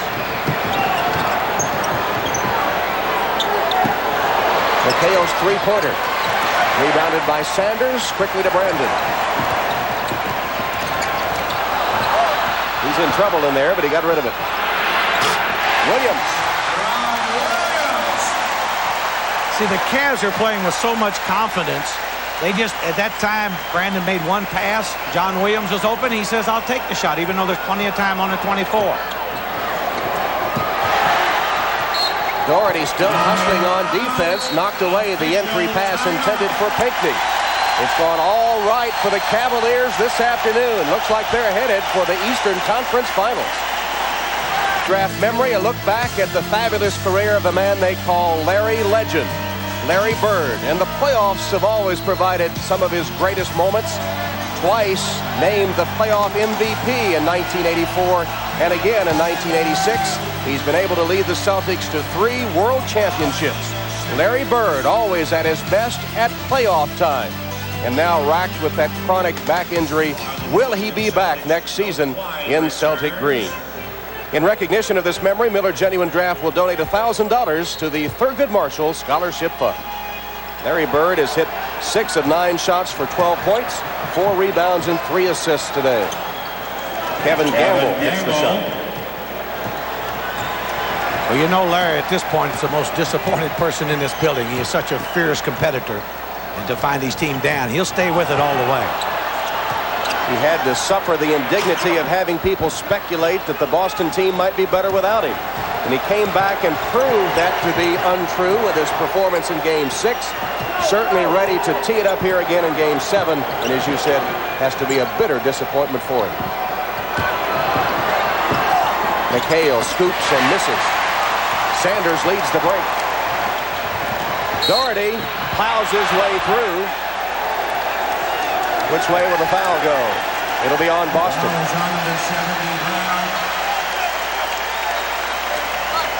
Nobody was going to stop Doherty that time. No, he was going pretty hard, but as you notice the other end, McHale very frustrated. Tried to dip in underneath and lay it up, but there was always somebody there. He thought he got fouled, stayed down, looked at the official. The Cavs were running the other way. Well, the Cavaliers will sock this one away and then head to the TV set, as we will, to see who will be their opponent in the Eastern Conference Finals, the Knicks or the Bulls. They're coming up in our second game from Chicago Stadium. The Bulls hosting the Knicks in Game 7 with the NBA Draft Lottery at halftime. I guess you're glad you're not at the lottery because that means you made the playoffs, but would you like a shot at Shaquille O'Neal? Do you think he's as good as everyone else does? Well, I think he's got great potential because he's so big and he's got some good speed for a big man. Gamble from outside, hit on the arm as he released the shot. He'll have a pair. Well, we were in the lottery a few years ago, and I remember Jerry Colangelo and myself sitting together afterwards. There were only 7 teams in the lottery then. We drew the 7th name, and we said, let's don't ever return for the lottery again. So far, we haven't had to go back. And Cotton, what about your plans now after retiring as the Suns coach and moving to the front office? We keep hearing rumors that maybe you'll return to coaching. What are your plans? I really don't have any plans to return to coaching. I really don't. I love the situation in Phoenix. I love this today. I have a great time with you here today. So there's a lot of things I think I could do, but I don't think coaching will fit into those plans. Jerry Colangelo said you had a lifetime job with the Suns if you wanted it. I guess you're going to take him up on that? Well, I'd take him up on it, but he might pronounce me dead tomorrow. I don't think so. Sanders hacked as he made a move to the hoop. You can tell that the Cavaliers have spent a lot of time in the paint today. Even Mike Sanders, a guy who is not known for his penetration, was able to go in there pretty much unmolested until he got ready to release the ball. The hand is for Brad Doherty, who exits the game after a sterling performance. 27 points and 9 rebounds. And Cotton, he also had 6 assists. Well, he's an outstanding passer. He always has been. Anytime they want to post up Larry Nance or John Williams, they always bring Doherty up high, and he will make that pass. Not all big men can pass the ball, but Brad Doherty has that skill. Doherty only missed 2 shots all day, 9 of 11 from the field. And, you know, the guy shooting the free throw, he's had a big day today on what has happened in this game. As we said, he picked up Larry Bird as tight as he possibly could early in this game, and he's also added a lot of points to the game. He set the tone with that in-your-face defense early on and has had 17 points and 6 rebounds. Mike Sanders of the Cavs. Joe Klein long on that shot. Brown muscling it under and drawing the foul. D. Brown, you know, he was the dunk champion, and he was hurt, of course, this year and wasn't able to participate. But one of the reasons he's the dunk champion, you saw him just sky up over Larry Nance, who also was, I think, maybe the first slam dunk champion that we had. So D. Brown looks like he's healthy and he's back, and he'll do a nice job for Boston for many years to come. Speaking of the draft, with the lottery coming up at halftime of the second game, D. Brown was one of the steals of the draft in 1990. 19th player taken. He really was, and he has so much quickness and speed. Well, Cotton, have we seen Larry Bird take a seat on the Celtic bench for the last time? Well, only Larry Bird knows that, in all honesty. He'll be the one that will decide. And that's great when a player can decide himself, and Larry will decide whether he should play anymore with the Celtics. Certainly a healthy Larry Bird is still capable of high-level performance in the NBA, but the back is the question mark. Without a doubt. But all those people who thought the Celtics are better off without Larry Bird, they obviously don't know anything about basketball and the Boston Celtics. Lewis. Are you disappointed in the performance by Reggie Lewis today? Well, you know, he's disappointed in it, but all scorers have that. You must understand, after they got off to such a tough start, the defense really keyed in on Reggie Lewis, and he's only been able to have 1 spurt. Lewis does have 18 points, but he's averaging against the Cavaliers 29 a game. Offensive board work. Was that Brandon that tapped that in? That was Brandon, and as Chris Ford stands on the sideline, there's not a lot he can do about it. Gamble misses a wide open shot. 5-11. Brandon tapped in that last one for the Cavaliers. He missed the shot because he was afraid it was going to be blocked. Lenny Wilkins of the Cavaliers calls for a 20-second timeout. It's been a long day for Chris Ford in his first 7th game as a coach. And now they're going to take the full timeout. We'll be back to Richfield in a moment. 106-79. Let's go courtside to Don Cricket. Thank you, Tom. With me is the man who's the architect of this great young Cleveland team, Wayne Embry. Wayne was a 2-time champion with the Boston Celtics when he played behind Bill Russell in the 60s. This is one day when you're glad to see the big green go down bad, huh, Wayne? Well, I'll be glad when the game's over, Don. You know, I learned a lot playing for the Celtics. There's a lot of tradition there. But now that I'm here, I like to beat tradition. You had to have your doubts on Friday night or after Friday night's game when you were blown out by 31 points by Boston. Were you concerned about Game 7 even with the home court? No, I think our guys have a great amount of pride. And, you know, I think we'd rather lost like we did as opposed to a 1 or 2 point game. But our guys got a lot of pride, and I'm really happy the way they came out and played today. There's very little rest for the victors. As you know, you'll have to go again Tuesday night either at Chicago or here against New York. So you're probably rooting for the Knicks in that second game today with the home court. Well, I don't really care who wins. We got to go out and beat whoever comes out of that series. So let's just get this game over with. Wayne, congratulations. You've done a great job, and so has your team. Thank you. Wayne Embry, the general manager of the Boston Celtics. They said, Tom, when he set a pick, it was the Cleveland Cavaliers, the former Boston Celtics. They said when he set a pick, it was like running into the Great Wall of China. He still looks like he could play a little bit. He can set a pick, that's for sure, and he's done a great job, hasn't he? He really has, and I talked with him last night, and he was really impressed the job Lenny Wilkins did yesterday in practice on his team after they got beat by about 30 points in Boston. So Wayne was impressed the way the team practiced yesterday, and he thought they would be focused in and have the good ball game today. Cavaliers spent more time than you would expect at practice yesterday, looking at videotape and then working out, and seems to have paid off.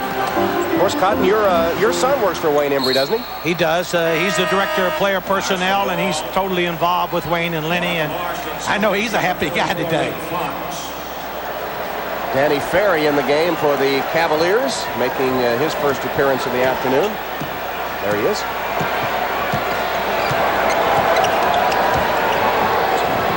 Joe Klein. Larry Nance still hitting the boards, and what a great rebounding afternoon it's been for Cleveland. Battle's basket is good. Cleveland has out-rebounded Boston 42-26, and everybody's gotten into the act. Doherty with 9, Nance with 8, Williams 7, Sanders 6, even Price and Elo 5 and 4 boards respectively. But certainly the most impressive thing has been that interior defense. Battle short on that one. Wrestles with Brown, and finally Klein saves it for the Celtics with just over 5 minutes left in the game. Cleveland has never trailed. In fact, sprinted to a big early lead. The Celtics, when Reggie Lewis got hot in the second quarter, closed within 10. But the Cavaliers pushed it back out, and the issue has not been in doubt for some time. Ed Pinckney with his 9th point of the game. Certainly Ed Pinckney has distinguished himself with the Celtics this year because of all their injuries, and I know he'll be one of their power men for a few years to come. Danny Ferry with a pass from Nance for his first bucket.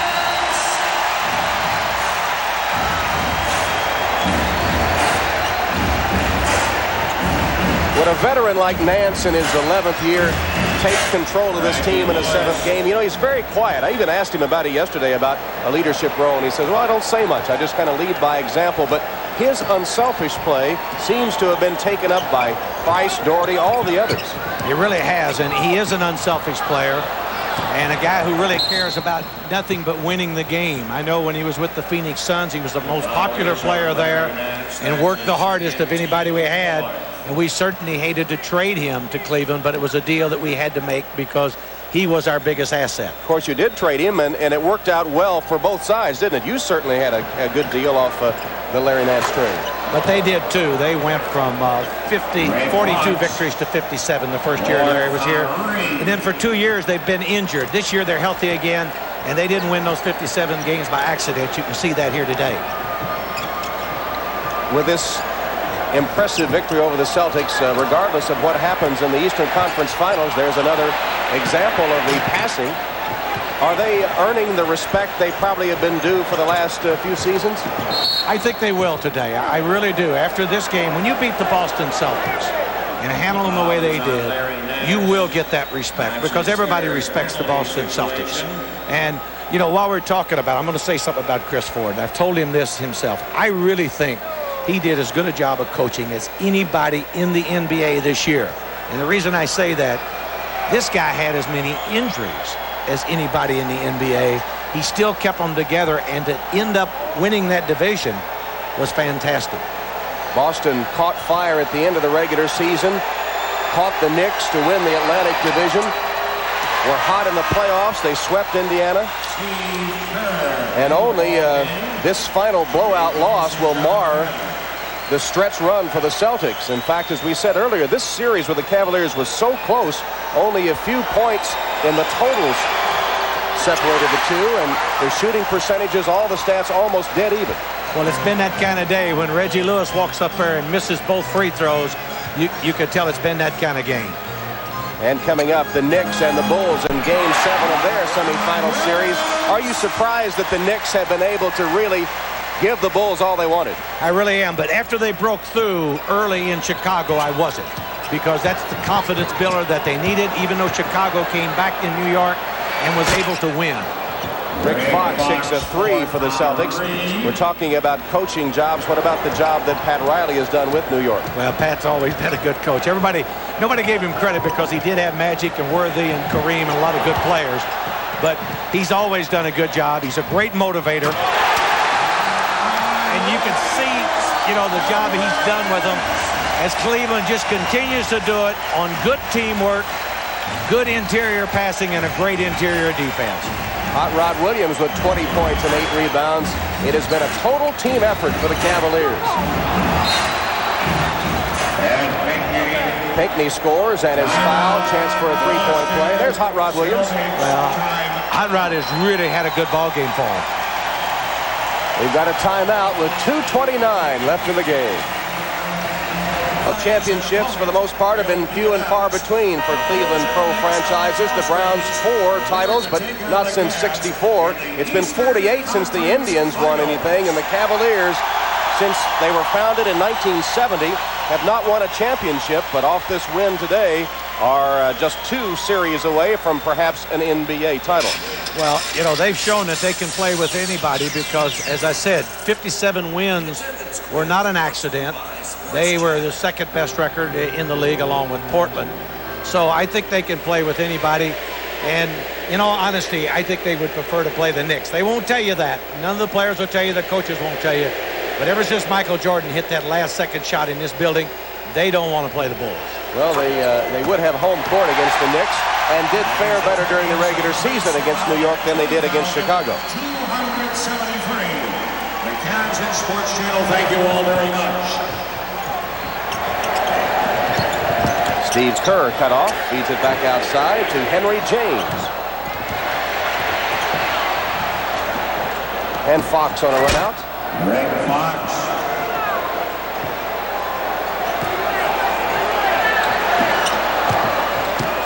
And they're just playing out the string now. Playing out the string for both teams. Is Cleveland physical enough if they face the Knicks, the way the Knicks have stepped up the physical quality of their play? Well, they're not as physical as the Knicks, but they have a lot more finesse, and they can block a lot more shots. Because with a Nance and a John Williams and a Daugherty, they don't play that physical, but they can block those shots. They swept the Knicks, but were only 2 and 3 against the Bulls. And how do they match up individually? Who, for instance, would guard Michael Jordan? Oh, my poor Craig Elo. The poor guy always has to take that 2 guard who scores a lot. There is Craig Elo. I guess that's primarily because he's 6'7". He does have size, and they can't post him up like you could some smaller backcourt players. Yeah, when Lenny tries to play John Battle in there, they have a tendency to post him up. They post Steve Kerr up, and certainly Mark Price and Terrell Brandon cannot play those big people. So Elo, but every now and then, ever since they picked up Mike Sanders, Mike moves over, and he'll guard one of those big guards if he's not too quick. But I think in Michael too quick. Well, it could be a bittersweet afternoon then for Craig Elo, celebrating the win by the Cavaliers to move into the Eastern Conference Finals, but knowing possibly next would have to be a series against Michael Jordan, and he'd have to guard Michael Jordan. A lot of people would say that would be a great challenge for you, but it is a great challenge. But I don't think any player in the NBA really looks forward to having to chase Michael Jordan. Gerald Wilkins and John Starks have really been doing a good job chasing Michael Jordan in this series. And remind you that that game is coming up. The Knicks and the Bulls, Game 7 from Chicago, with an extra added bonus of the draft lottery at halftime. Larry Bird looks on, and what are his thoughts? Well, they have to be disappointment, primarily. Well, disappointment, but he showed me a lot, just being able to come back. You know, the last couple of years have been murder for Larry with the back. And anybody that has any back problems at all and don't even play basketball knows what the agony is. And this guy tries to play.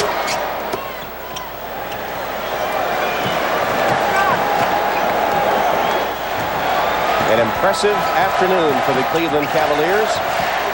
Took the advantage from the opening tap and never looked back. That's Danny Ferry from outside.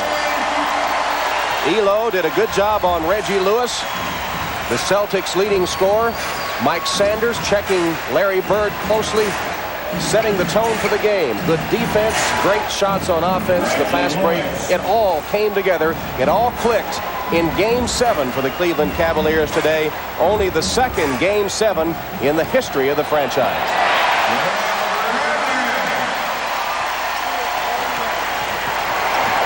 Closing minute of the game.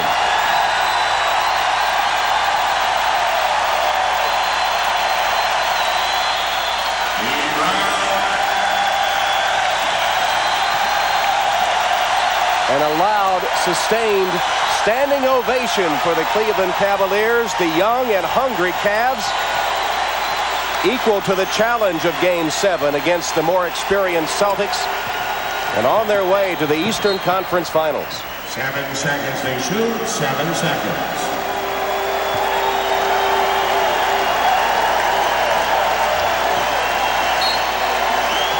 But the young future of the Celtics, you see D. Brown and Reggie Lewis still out there battling.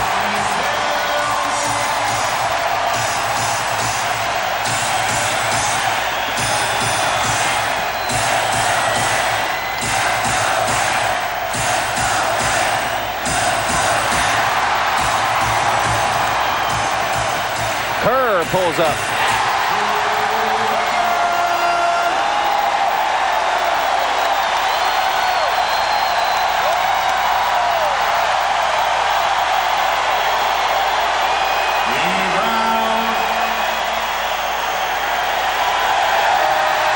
And the party is on in Cleveland.